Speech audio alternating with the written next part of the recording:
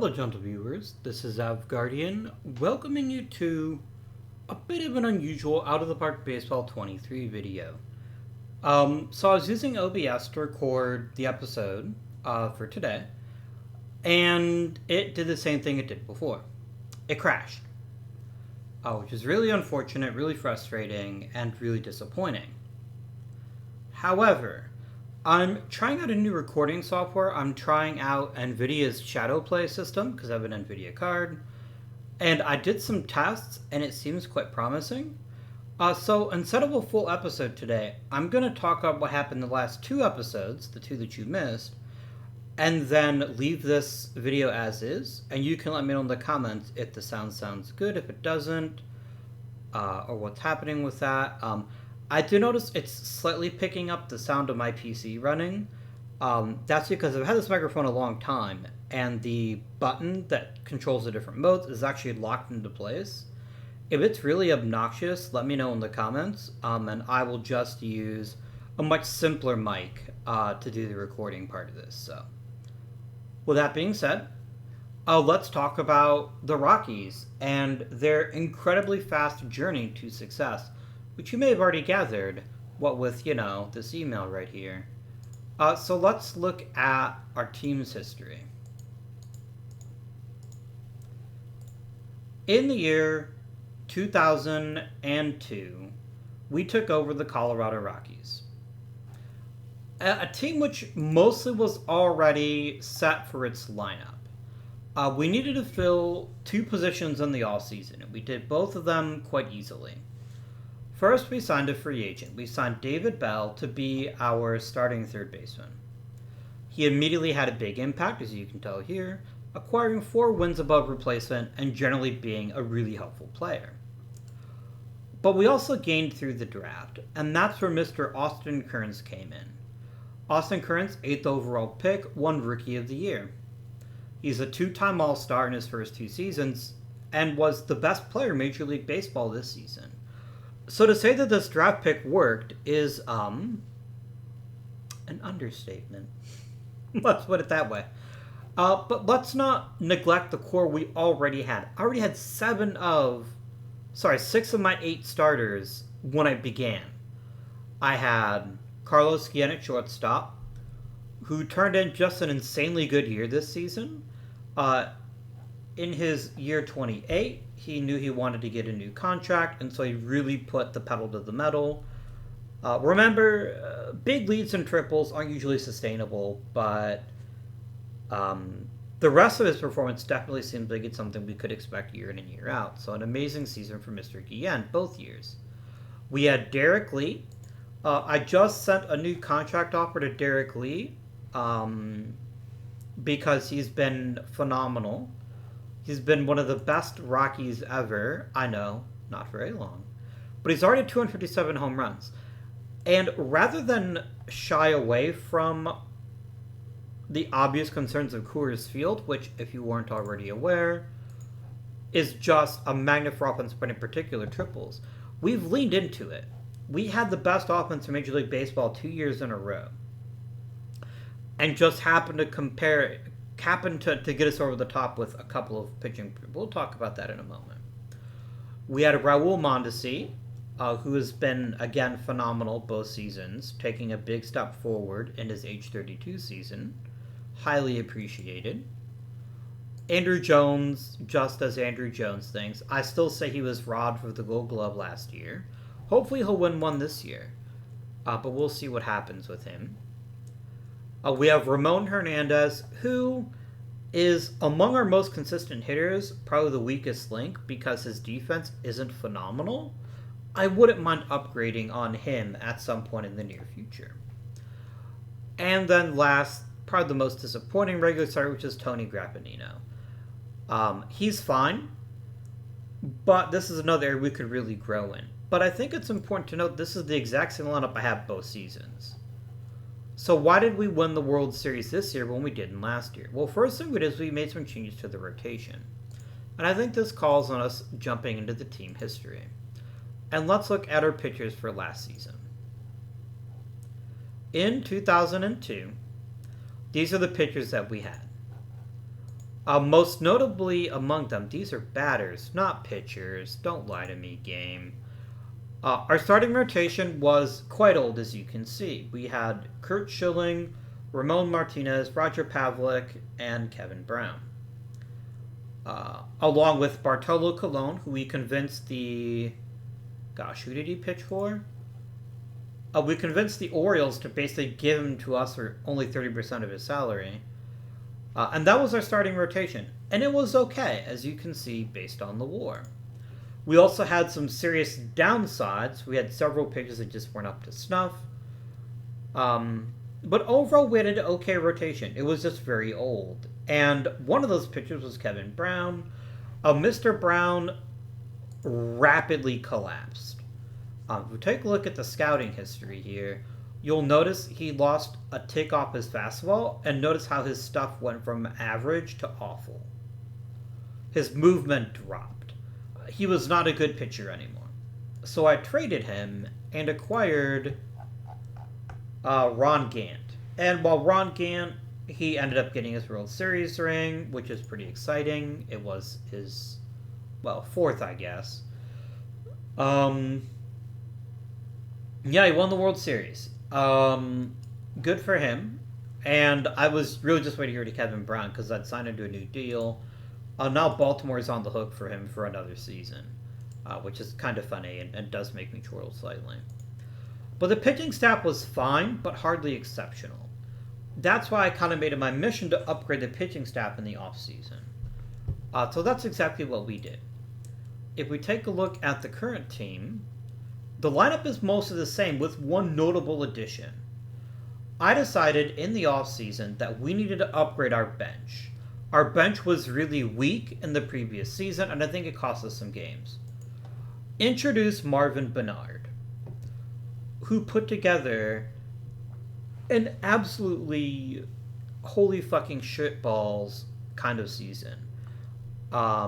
Check out this batting line. And admittedly, not very many at-bats. He had 367, 453, 575 with 8 homers, 19 doubles, and a pair of triples. He stole bases effectively.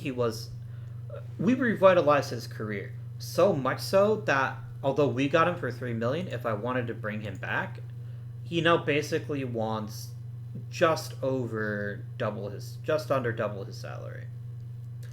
And that's too much to pay for a bench guy. It's too much to pay. One of the things we're going to take advantage of as we continue onwards with this game is we're going to have to make sure that we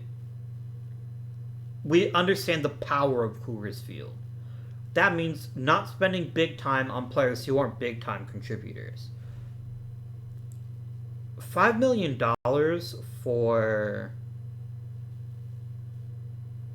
a reserve outfielder just seems like a really, really poor investment. I don't think it's very sensible. And so I'm not going to do it.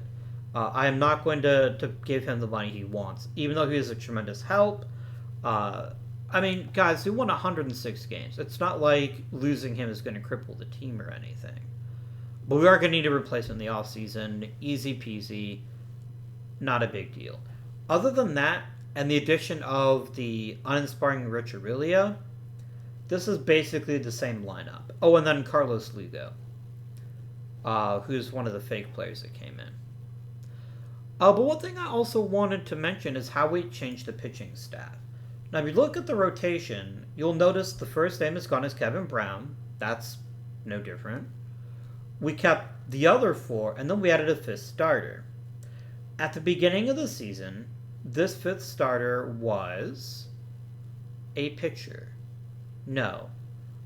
It was eventually Chris Carpenter. Now, we acquired Chris Carpenter after he missed all of 2002. We traded for him the immortal Scott Service, who I acquired in the offseason. So Chris Carpenter was fantastic. He helped hold the entire rotation together. And he's super young and very cheap. And those are excellent combinations for us. But we really spent a lot of our effort this offseason in upgrading the bullpen. So, as happened in Game 6 and Game 7 of the World Series, our bullpen really got us through. Although Kurt Schilling's Game 7 performance was quite remarkable, If we look at his game log here, you can see it here. 6 innings, only 2 runs allowed. Truly exceptional. After a posting which actually been, quite honestly, quite disappointing for him. However, it was the upgraded bullpen that really took us over the top. Now, 2 of our guys were here last season too. Juan Cruz and Brad Lidge. Juan Cruz arguably pitched worse until you look at the underlying numbers. Yes, he had worse home run luck. Yes, he had worse hit luck in general. But let's not lose sight of the fact that Juan Cruz struck out more batters per 9 and walked fewer hitters per 9. This is an excellent sign. It still doesn't mean that Juan Cruz is the end-all be-all of pitching excellence, but there's enough faith in his underlying numbers, especially given his age, that tells me this is not all there is. Brad Lidge is the other return. And Brad Lidge basically turned in the same season in a lot of ways, but with some worrying concerns. His strikeout rate collapsed, and his walk rate spiked. That's a very, very bad sign. Part of the problem was he started the year as our closer, and he was really struggling. Now, I don't know well enough how the game works. I don't know whether this version of Brad Lidge is like, oh, thank God I'm not the closer anymore, now I can settle in. Brad Lidge did turn in yeoman service in the World Series, was instrumental in our victory. But 3 bullpen guys are new. 2 of them were drafted. Meet brand new closer Kevin Gregg, who was a 3rd round pick, and instantly just proved to be a steady arm at the back of the pen. Very important. There was Mike Gonzalez, too, who was, again, an incredible pitcher with lots of strikeouts. I think for bullpen pitchers in particular in Coors Field, I think strikeouts are really helpful. It reduces the chances of somebody hitting a pitch and launching it out of the park. If they swing and miss, they can't hit the ball. That's just science, guys. It's just science. And let's not forget Jason Isringhausen, who was a bit of a splash kind of play. And the fact he's actually earning money, sort of. But he actually did very well. He stabilized the bullpen, gave us 54 quality innings, allowing less than a hit an inning, with decent strikeout numbers and incredible walk numbers. Isringhausen is not a great bet to repeat his performance, and we're probably going to want to look into moving on from him sooner rather than later. But really all we did was replace Kevin Brown with Chris Carpenter in terms of the pitching staff, and then overhaul the bullpen. I still think the bullpen needs work. I'm not at all certain that I trust Jason Isringhausen, who had a career low in walks, despite having bad control, to do that again. I don't think that I do trust it. He's also 31. But I didn't talk about our first-round draft pick last year, and that was Chris Capuano. Now, these numbers will not shock you. Once again, the game decides I'm going to pitch until his arm falls off. But Capuano offers some very intriguing things I wanted to bring up that make him an interesting choice for Coors Field. First things first, his best pitch is a changeup. And normally, that's not ideal. A pitcher whose primary pitch is his changeup is somebody who may not have the longest of major league careers. Brad Radke is a guy I'm thinking of that's a contemporary that lived off of his changeup. And while it worked fine some of the time, it's not always incredibly reliable. However, Capuano has 2 things in his favor. A weird arm angle, he throws sidearm, and he's left-handed. And so despite his low velocity, I think he'll play quite well in Coors. I genuinely think he'll play quite well. He's got a good mix of pitches. He's got a nice breaking ball. And I just need a young pitcher because we're not bringing back Roger Pavlik or Ramon Martinez, both of whom are wanting princely sums to return. As great as Ramon Martinez is, this number concerns me. I think it's foolish to expect him to turn in another year that's basically the best year of his career. He's only taught 5 wins 2 other times, in 1996 and in his rookie year of 1988. For him to do it again when he's 35 is an incredible story, and I don't believe it. I truly don't believe it. And that's why I'm loath to give him what he's asking for, which is a pretty substantial sum. He is requesting. Oh, here we go. The man wants, first of all, a 5-year contract. Don't make me fucking laugh. And he wants double his salary.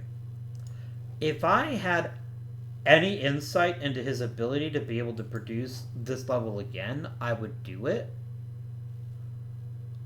But I just don't think I can trust him. Especially when his ERA plus had been league average or below, and now all of a sudden he's much better.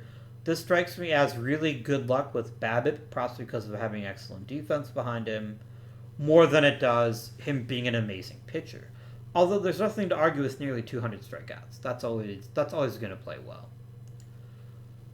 So, we won the World Series in particularly thrilling fashion because our last 2 games were decided by very few runs. These are the 2 that I actually played. We were actually up. We were down 3 games to 2. And we won in Game 6 and 7. Check out this Game 6, though, y'all. Check this out.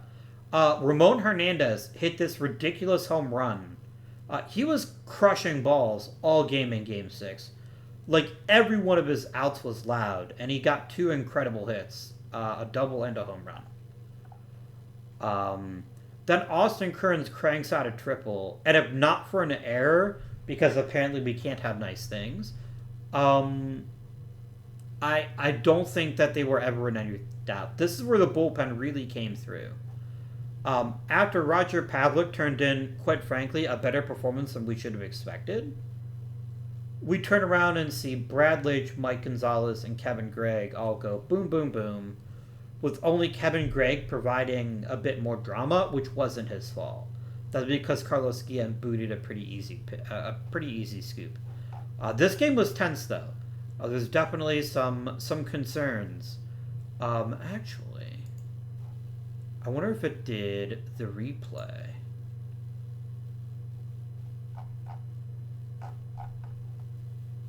I'm gonna check it out here because I want you guys to see this home run if I can manage it. Oh, good.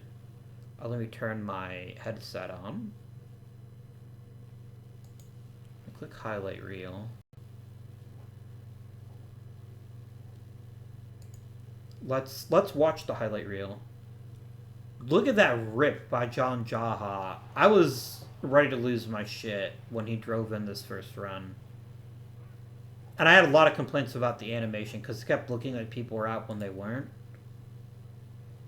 Let's see here. We have Andrew Jones up. And he hits into a double play, but the second baseman had to soak it. Now check this out. This pitch just was insane. Hernandez is just like, boop! I mean, that was insane. That was incredible. I just watched that pitch launch itself into the stands. Truly remarkable. No notes. This is the play that drove me a bit nuts because Brandon Phillips got a triple out of it. But this is the price of Coors Field, though. It's got a crazy deep center field, which means, generally speaking, if you can get the ball to center field, you're going to get a triple. Unless you're incredibly slow. Here's Hideo Nomo hitting a freaking double.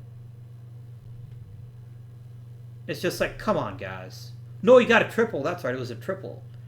I was kind of salty about that. Like, really, the opposing pitcher hits a fucking triple. I get it that it's Coors, but come on, guys. You can give me a break. Here's Austin Kearns with a runner on first. And he just hits this really solid double that easily plated Guillen. Or is this the one where randomly Guillen just stopped? No, Guillen scored. Yeah, it ended up being a triple at the end of the day. I told you, triples all over the place. And it turns out that's all we would need, although the game certainly didn't make it not interesting. Um, so first, Brett Boone gets on first. And then we get this play from Kenny Lofton, and I swear to God, I thought this was going to be a double play. It wouldn't have been an easy one because Kenny Lofton is super fast. But instead, he just flips it to second. Okay.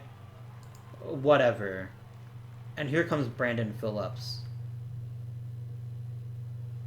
And, oh, that's when we got the double play. This is not the error in the inning. It was a bit later on here. Why is this relevant? Like, yeah, David Bell got a single, but who cares? That was... I don't know why that was in there.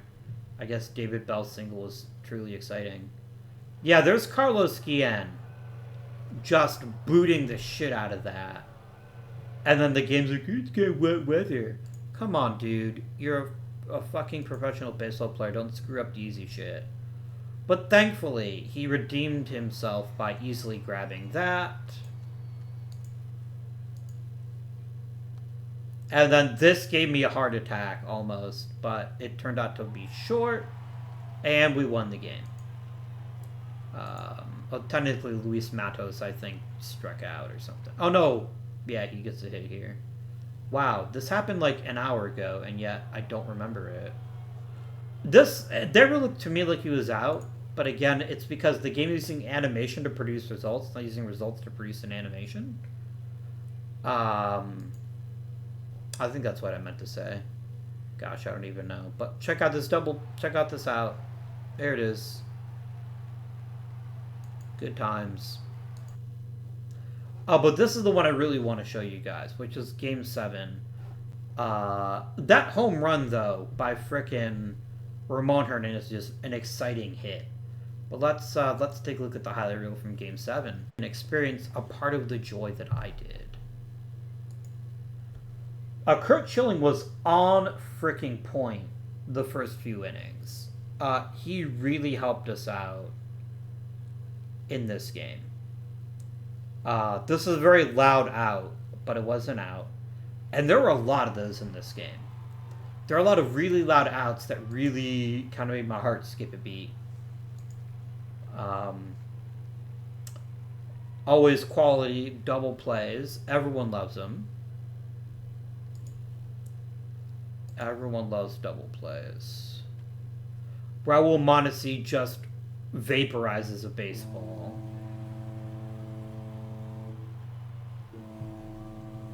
Raul Mondesi hitting home runs against the Blue Jays does feel wrong to me, but I'll take it because he was incredible.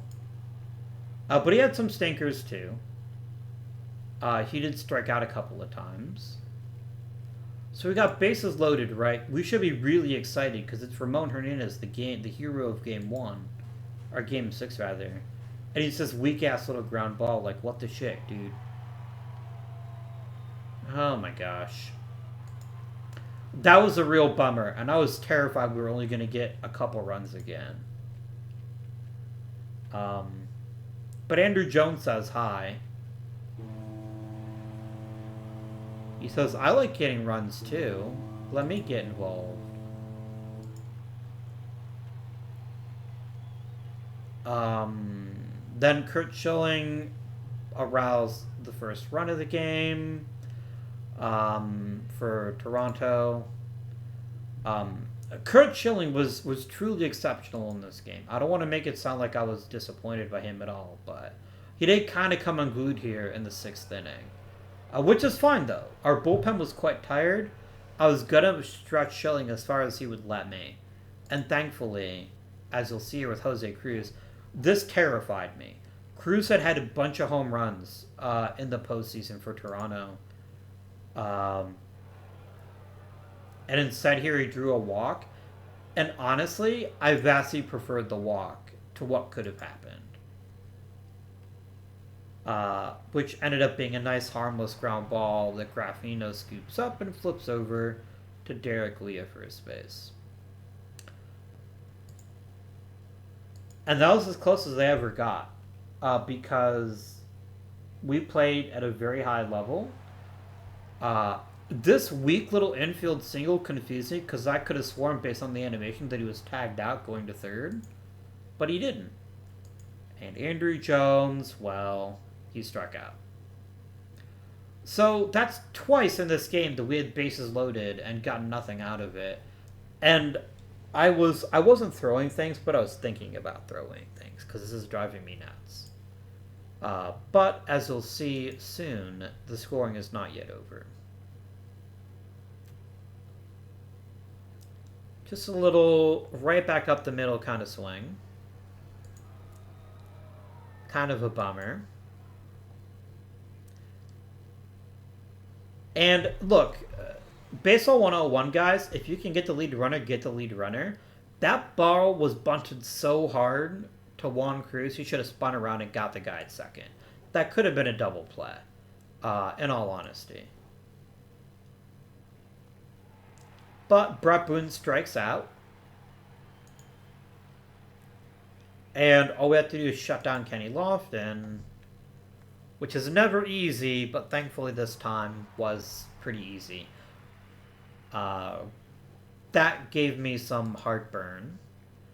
But Mike Gonzalez comes back in to face Brandon Phillips. And just strikes his ass out. Like, bitch, please. John Jaha ends up drawing a walk, so we know that's versus Mike Gonzalez, right? He's going to walk the occasional person. What matters is that he gets out the people he's supposed to get out. And that was really disappointing. That ties the game because freaking Eric Chavez hits it just over the head of Andrew Jones, which is a real tragedy. But then he struck out Jose Cruz. And he faces Luis Matos. And weak contact. Puts it in his pocket.